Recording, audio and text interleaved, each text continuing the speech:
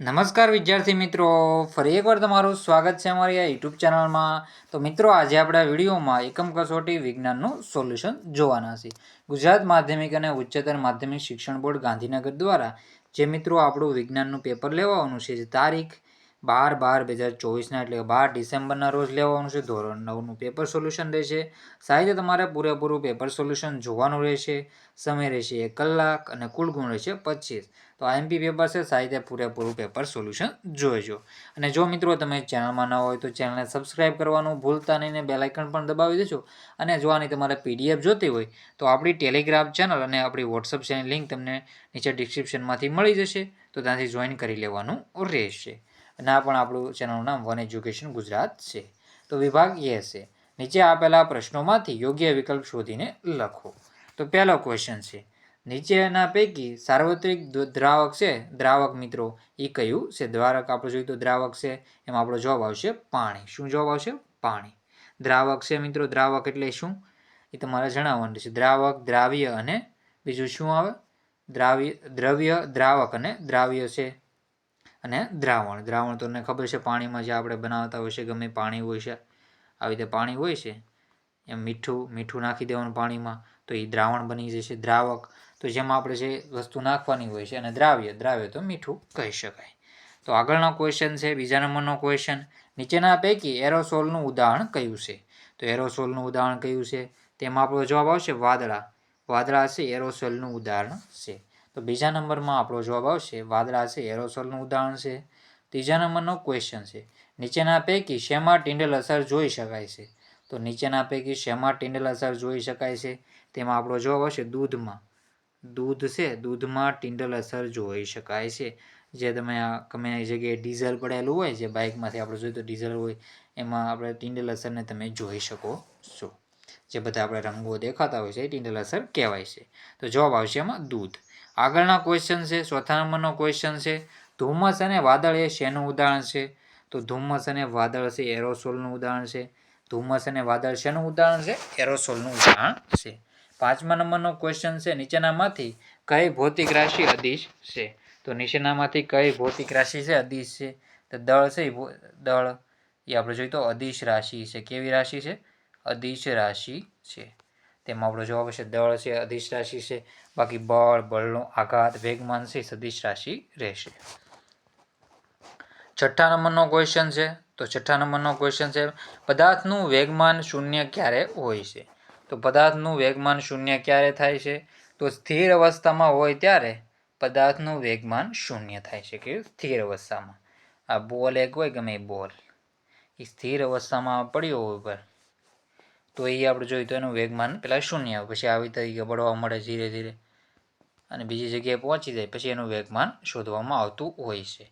સાતમા નંબરનો ક્વેશ્ચન છે, પૃથ્વીનું વાતાવરણ પૃથ્વી સાથે ના લીધે જકડાયેલું છે? તો પૃથ્વી સાથે જે પૃથ્વીનું વાતાવરણ છે એ ગુરુત્વાકર્ષણ બળને લીધે જકડાયેલું છે.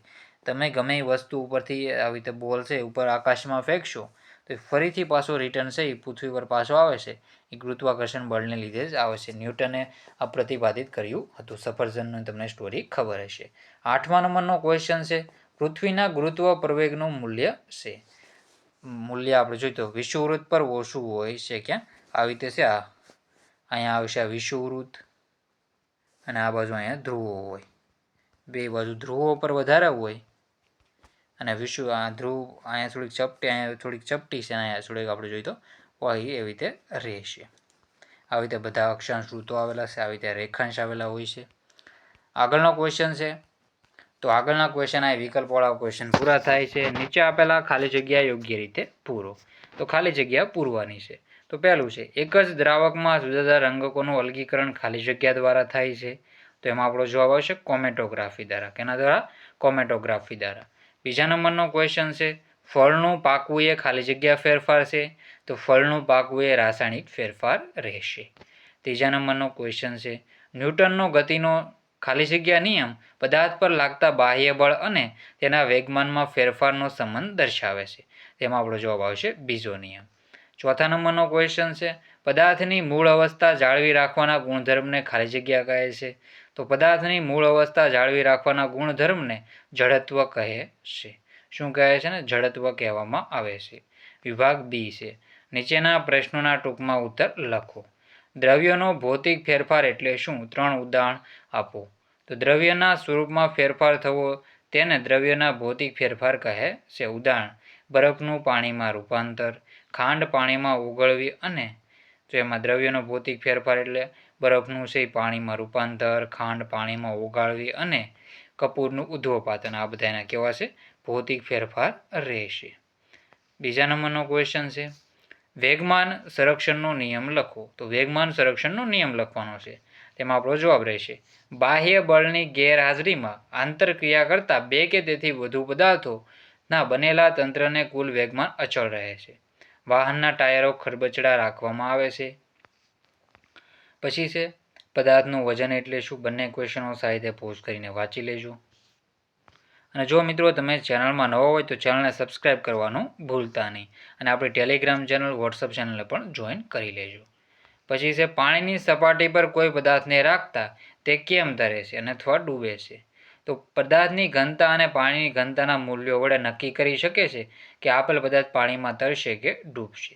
જો પદાર્થની ઘનતા પાણીની ઘનતા કરતાં ઓછી હોય તો તે પદાર્થ પાણીમાં તરે છે અને પદાર્થની ઘનતા પાણીની ઘનતા કરતાં વધુ હોય તો પદાર્થ પાણીમાં ડૂબી જશે.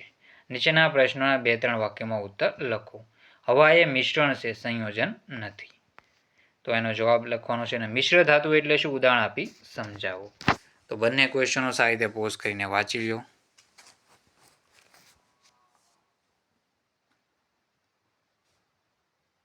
તો સારી રીતે તમારા જવાબ જોઈ લેવાના રહેશે. પછી છે આ જો મિશ્ર ધાતુમાં પિત્તળ, તો પિત્તળ છે એ જસત અને તાંબાનું બનેલું છે. નિક્રોમ તો નિકલ, ક્રોમિયમ ને કાસુ તો કોપર અને કાસુ બીજું કેનું બનેલું હોય છે? ટીનનું બનેલું હોય છે. વેગ અને વેગમાનનો તફાવત સ્પષ્ટ કરવાનો છે. તો વેગ અને વેગમાન છે. વેગ તો એકમ સમયમાં પદાર્થે કરેલા સ્થાનાંતરને વેગ કહે છે. તો વેગમાન પદાર્થના દળ અને વેગના ગુણનફળને વેગમાન કહે છે. વેગના ફેરફારનો દર પ્રવેગ દર્શાવે છે.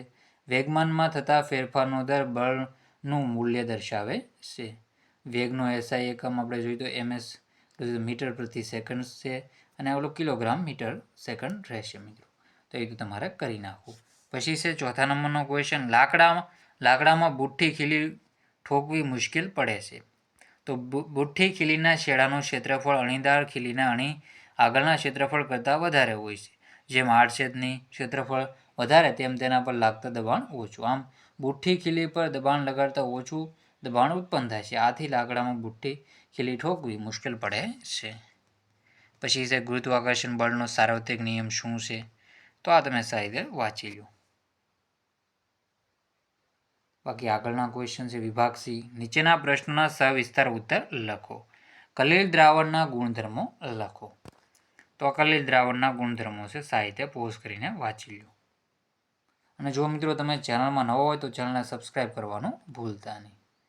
તો કલીલ દ્રાવણના ઉદાહરણ જોઈ લેવા. પછી ન્યૂટનનો ગતિનો નિયમ, ત્રીજો નિયમ લખો અને વિવિધ વ્યવહારિક ઉદાહરણ દ્વારા તે સમજાવો. તો 100 પ્રયત્ને પદાર્થના દળ તથા તેના વજનમાં વચ્ચે શું તફાવત છે? તો આ પણ સાહિત્ય જોઈ લો. આ દળ અને વજનનો ફેરફાર છે. સાહિત્ય તમે વાંચી લો. તો દળ પદાર્થમાં રહેલા દ્રવ્યના જથ્થાના પદાર્થનું દળ કહે છે. વજન તો પદાર્થ પર લાગતા ગુરુત્વાકર્ષણ બળને પદાર્થનું વજન કહે છે. દળ છે એ અદિશ રાશિ છે, વજન એ સદિશ રાશિ છે. દળ છે એ અદિશ રાશિ છે જ્યારે વજન એ કેવું? સદિશ રાશિ છે. દળનો એસઆઈ એકમ કિલોગ્રામ છે જ્યારે વજનનો એસઆઈ એકમ ન્યૂટન છે. પદાર્થનું દળ ભૌતિક તુલા કે તરાજવા વડે મપાય છે જ્યારે પદાર્થનું વજન સ્પ્રિંગ કાંટાની મદદથી મપાય છે. પદાર્થનું દળ દરેક સ્થળે અચળ રહે છે. પદાર્થનું વજન દરેક સ્થળે અચળ રહેતું નથી. જે મૂલ્ય સ્થળના આપણે ગુરુત્વાકર્ષણ બળ ઉપર આધાર રાખે છે. તો આવી રીતે તમારા સાહિત્ય આ ક્વેશ્ચનો કરી લેવાના છે. જોઈ લો સાહિત્ય ફરીથી એકવાર ક્વેશ્ચનો. અને જો તમે મિત્રો ચેનલમાં ન હોય તો ચેનલને સબસ્ક્રાઈબ કરવાનું ભૂલતા નહીં. તમને બધા જ વિષયના પેપર મળતા રહેશે. આપણે ગુજરાતી વિષયનું પણ પેપર સોલ્યુશન લઈને આવવાના છે. તો એનું પણ તમારે સોલ્યુશન કરી લેવાનું રહેશે. તો આના પણ તમારે સાહિત્ય જોઈ લો ક્વેશ્ચનો. ફરીથી ક્વેશ્ચન જોઈ લેજો. તો મિત્રો આ પેપર સોલ્યુશનનો એન્ડ કરીએ છીએ. જય હિન્દ, જય ભારત.